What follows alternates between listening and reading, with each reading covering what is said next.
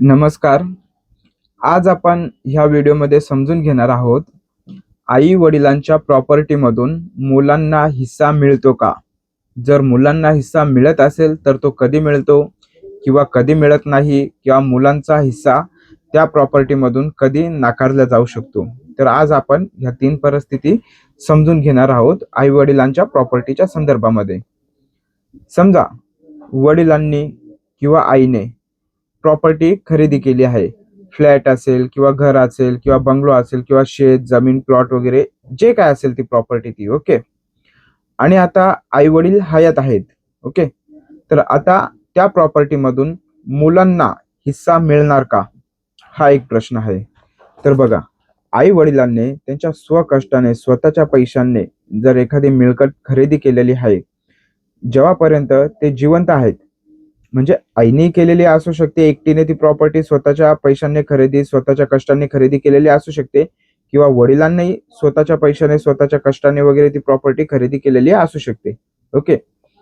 तर जेव्हापर्यंत आई-वडील हयात आहेत, जिवंत आहेत, तेव्हापर्यंत त्या प्रॉपर्टीमधून त्यांची मुलं अधिकार मागू शकत नाहीत, त्या प्रॉपर्टीमधून त्यांना हिस्सा द्यावा म्हणून. त्याचं कारण असं, ती प्रॉपर्टी जी आहे ती त्यांनी स्वतःच्या स्वकष्टाने खरेदी केलेली आहे. ओके. जेव्हापर्यंत आई-वडील जिवंत आहेत आणि त्यांनी त्यांच्या स्वतःच्या कष्टाने, स्वतःच्या पैशाने ती प्रॉपर्टी खरेदी केलेली आहे, तर ती प्रॉपर्टी विकण्याचा पूर्णपणे अधिकार आई-वडिलांना आहे. ओके. म्हणजे आईने खरेदी केलेला असेल तर तिला आहे किंवा वडिलांनी खरेदी केलेला असेल तर वडिलांना आहे ती प्रॉपर्टी विकण्याचा अधिकार. ओके. किंवा ती प्रॉपर्टी ताबे गहाण ठेवण्याचा, मॉर्गेज करण्याचाही अधिकार आहे. ती प्रॉपर्टी इतर व्यक्तीला गिफ्टद्वारे, बक्षीसपत्राद्वारे देण्याचा देखील अधिकार आहे किंवा त्या प्रॉपर्टीच्या संदर्भामध्ये इच्छापत्र बनवण्याचा देखील अधिकार त्यांनाच आहे, जेव्हापर्यंत ते हयात आहेत तेव्हापर्यंत. ओके. ही पहिली परिस्थिती झाली.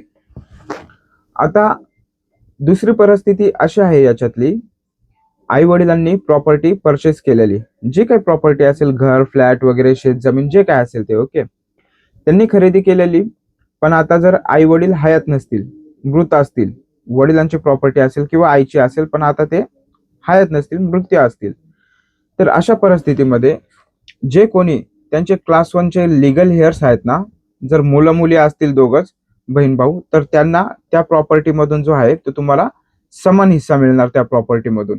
ओके. ही दुसरी परिस्थिती झाली. या दुसऱ्या परिस्थितीत काय आपण बघितलं, इथे आई वडील हयात नाहीयेत आणि त्यांची प्रॉपर्टी आहे, तर जे त्यांचे मुलं मुली असतील किंवा क्लास 1 हेअर मध्ये जे कोणी असतील त्यांना त्या प्रॉपर्टी मधून हिस्सा मिळेल. ओके. ही दुसरी परिस्थिती होती. आता समजा तिसरी परिस्थिती अशी आहे की त्यांचे जे वारस असतील, मुलगा किंवा मुलगी किंवा अजून जे कोणी असतील ते जर वारस जर आहेत, ते जिवंत असतील आता, तर त्यांना त्यांच्या आई वडिलांच्या प्रॉपर्टी मधून हिस्सा देण्यास नकार कधी दिला जाऊ शकतो. ओके.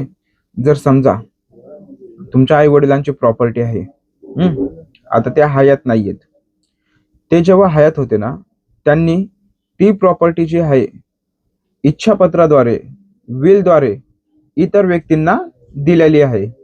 ह्या गोष्टी आई वडिलांच्या मृत्यू झाली त्याच्यानंतर तुमच्या समोर आल्या, तर ज्या व्यक्तीच्या नावाने इच्छापत्र आहे तो व्यक्ती ती प्रॉपर्टी मिळवू शकतो. ओके. पण समजा बऱ्याच काही केसेसमध्ये असंही बघितलं गेलेलं आहे, आई वडील असतात, त्यांनी प्रॉपर्टी वगैरे परचेस केलेली आहे, जेव्हा त्यांचा मृत्यू होतो त्याच्यानंतर हे जे इच्छापत्र आहे ना, हे कधी कधी समोर येतं. काही लोकांनी बनवलेलं असतं, काही लोक नाही बनवत. पण जर समजा अशी परिस्थिती आली, आई वडिलांनी इच्छापत्र बनवलेलं, विल बनवलेली आणि ती प्रॉपर्टी त्यांच्या मुलांना, वारसांना न देता इतर कोणत्याही व्यक्तीला दिलेली, तर त्यांना अधिकार होता ते करण्याचा. बरोबर आहे.